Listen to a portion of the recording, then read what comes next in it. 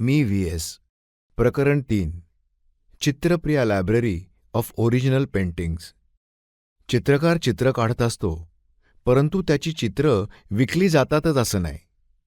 त्या काळी चित्रांची प्रदर्शनही सर्रास होत नसत. यासाठी काहीतरी करायला पाहिजे असा विचार माझ्या मनात नेहमी येत असे. इतर कलांपेक्षा चित्रकलेच्या बाबतीत समाजात उदासीनता आहे असं माझ्या लक्षात आलं. चित्रकार चित्र तयार करत असतो, ती चित्र जनतेसमोर यावीत व त्यातून त्याला अर्थप्राप्तीही व्हावी असं मला वाटत होतं. यामागे लोकांमध्ये ओरिजिनल पेंटिंग्सची आवड निर्माण व्हावी हा उद्देश होता. विचारांती माझ्या मनात एक कल्पना आली व त्या कल्पनेतून चित्रप्रिया लायब्ररी ऑफ ओरिजिनल पेंटिंग्सचा जन्म झाला. निरनिराळ्या संस्थांची कार्यालये तसंच वैयक्तिक बंगल्यांमध्ये ओरिजिनल पेंटिंग्स लावणं व ती दर महिन्याला वा दर 3 महिन्याला बदलणं अशी योजना होती. यासाठी काही चित्रकारांची चित्र घेऊन ती लावली जात असत. चित्रकार ज. द. गोंधळेकर, जे.बी. दीक्षित, पारसनीस, मधू चापेकर, सत्तूर व मी या चित्रकारांचा या योजनेत सहभाग होता. ज्या चित्रकाराचं चित्र लावलं जायचं त्याचे पैसे त्या चित्रकाराला दिले जात असत. Kirloskar brothers, Kirloskar oil engines, Kirloskar pneumatic, Wardekar industries limited यासारख्या संस्था चित्रप्रियाच्या सभासद संस्था होत्या. तसेच वैयक्तिक बंगल्यातही चित्र लावली जात असत. हे काम चालू असताना मला असं वाटलं की चित्रप्रियातर्फे एका ख्यातनाम कलाकाराचं प्रदर्शन भरवावं.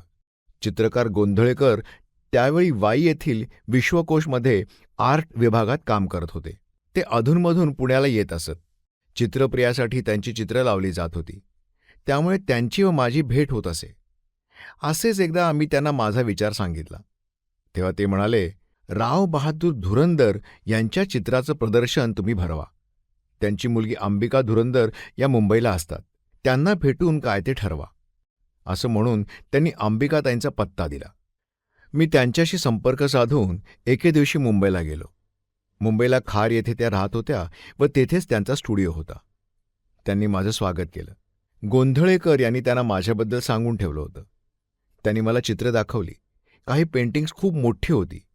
ही सर्व पेंटिंग्स पुण्यात घेऊन येणं व प्रदर्शन भरवणं खूप कष्टाचं होतं, पण तरीही प्रदर्शन भरवण्याचं मी ठरवलं होतं व तसं अंबिकाताईंना सांगितलं. प्रदर्शनासाठी चित्र देण्याचं त्यांनी मान्य केलं. प्रदर्शनासाठी 35 ते 40 चित्रांची निवड करून मी ती पुण्यात घेऊन आलो.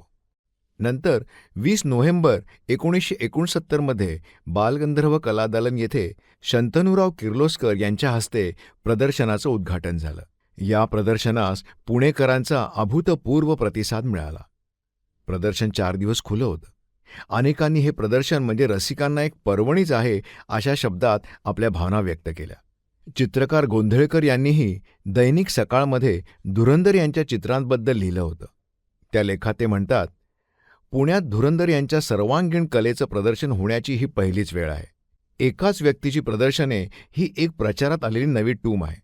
त्यामुळे खुद्द रावबहादुरांच्या यशोकालातही त्यांच्याच चित्रांचं खास प्रदर्शन पुण्यासच काय पण मुंबईस किंवा इतरत्र झालेलं नाही.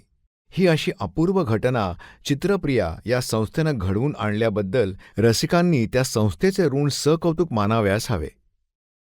या प्रदर्शनासाठी अंबिकाताई व त्यांची मैत्रीण अशा दोघी आल्या होत्या.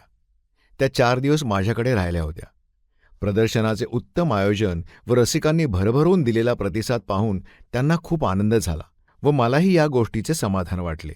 या निमित्ताने त्यांची ओळख झाली. नंतर मी सहकारनगरमध्ये माझ्या स्वतःच्या बंगल्यात राहायला आलो तेव्हा मी अंबिकाताईंना तसं कळवलं व पत्ताही दिला. मध्यंतरी बराच काळ गेला. मी खूप आजारी होतो हे त्यांना समजलं. त्या दक्षिणेकडे सहलीला गेल्या होत्या. येताना त्या मुद्दाम मला भेटायला आल्या. त्यांनी आपुलकीनं व प्रेमानं माझ्या तब्येतीची चौकशी केली. 1-2 तास त्या थांबल्या. त्यांच्या मनात औंधला जाऊन तेथील म्युझियम पाहण्याची खूप इच्छा होती. त्या लहानपणी औंधला होत्या. राव बहादूर धुरंदर औंधला राजेसाहेबांकडे काही वर्ष होते. त्या म्हणाल्या की आता तिथे कोणीही ओळखीचं नाही, परंतु म्युझियम पाहण्याची इच्छा आहे. त्या म्युझियममध्ये धुरंदरांची काही चित्रं आहेत. शीलाचे मामा आप्पा पुराणिक औंधला होते. ते स्वतः चित्रकार होते व तेथील हायस्कूलमध्ये कला शिक्षक म्हणून काम करत होते. मी त्यांना आप्पा पुराणिक यांचा पत्ता दिला व तुम्ही त्यांना भेटा, ते तुम्हाला म्युझियम दाखवतील व सर्व मदत करतील असं सांगितलं. दुसऱ्या दिवशी त्या औंधला गेल्या आणि म्युझियम पाहून त्या मुंबईस गेल्या. नंतर मला त्यांचं पत्र आलं की म्युझियम पाहून आले. आप्पा पुराणिक यांनी मला खूप मदत केली. ते सतत माझ्याबरोबर होते. आपल्या जीवनात अनेक व्यक्ती येतात, परंतु काही व्यक्ती आपल्या कायमच्या स्मरणात राहतात. अंबिकाताई त्यापैकी एक होत्या.